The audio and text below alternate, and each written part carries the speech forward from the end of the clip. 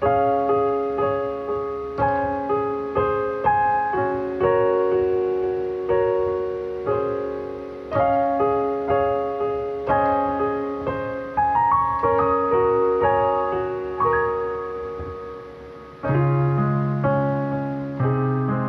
karunia dan damai sejahtera dari Allah Bapa kita dan dari anaknya Tuhan Yesus Kristus menyertai kamu sekalian.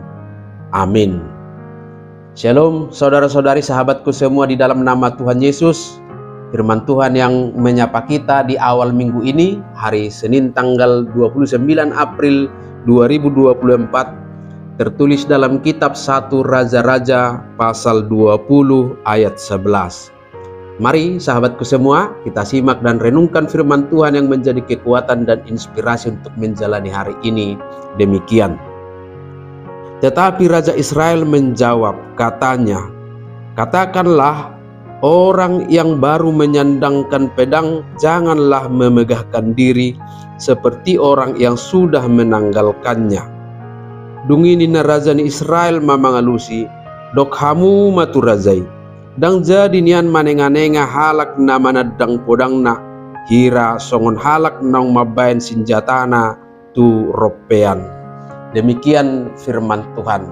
Saudara-saudari, sahabatku semua di dalam nama Yesus, firman Tuhan hari ini menjadi inspirasi bagi kita untuk hidup rendah hati.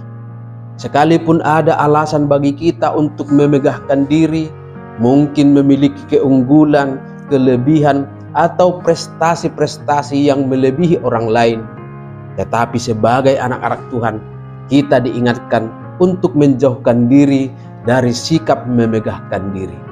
Kita belajar dari kisah Ben-Hadad, raja bangsa Aram, dalam konteks nasarian kita hari ini. Ben-Hadad yang baru mengalahkan bangsa Samaria menjadi sombong dan overconfidence kepada Ahab, raja Israel, dengan kata-kata mengancam supaya Ahab tunduk kepadanya dan menyerahkan seluruh harta bendanya, bahkan istri dan anak-anaknya menjadi milik Ben-Hadad. Jika tidak, pasukannya akan menyerang dan menaklukkan Israel.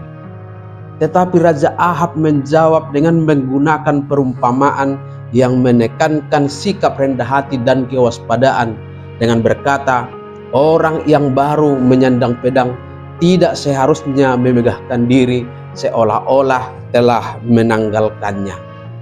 Dengan kata lain, seseorang yang baru belajar atau belum memiliki pengalaman dalam pertempuran tidak seharusnya sombong. Mereka harus tetap rendah hati dan waspada terhadap ancaman yang ada. Dan kenyataannya, saat Ben-Hadad sedang terlena dalam pesta minum dan mabuk-mabukan, tiba-tiba saja diserang oleh orang-orang muda dari Israel, akhirnya kalah. Perlu juga kita perhatikan bahwa Ahab melakukannya karena mendengar nasihat dari seorang nabi supaya mengambil suatu kesempatan baik untuk mengalahkan Ben-Hadad. Inilah pesan penting bagi kita dalam menjalani hidup kita. Dalam menghadapi situasi apapun, kita harus merespon dengan rendah hati dan kewaspadaan. Sikap sombong dan memegahkan diri dapat menjadi penghalang bagi kita untuk memahami situasi dengan benar dan mengambil tindakan yang tepat. Mengapa sahabatku semua? Misalnya dalam sebuah kompetisi, sikap bermegah akan membuat kita meremehkan kompetitor lain, menjadi lengah dan akhirnya kehilangan momen. Tetapi dengan kerendahan hati seperti Raja Ahab yang merespon kesulitan dengan baik dan mengandalkan hikmat dari Tuhan melalui orang-orang di sekitarnya, kita pun akan tetap berpikir jernih, dapat menemukan solusi atas keadaan sulit, dan akhirnya memenangkan setiap kesulitan itu dengan baik. Benarlah kata penulis Amsal dalam Amsal 18 ayat 12, "Tinggi hati mendahului kehancuran, tetapi kerendahan hati mendahului kehormatan."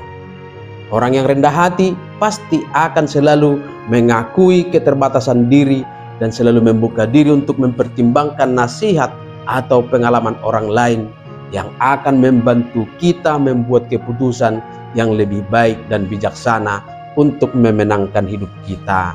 Amin. Selamat beraktivitas, Tuhan memberkati.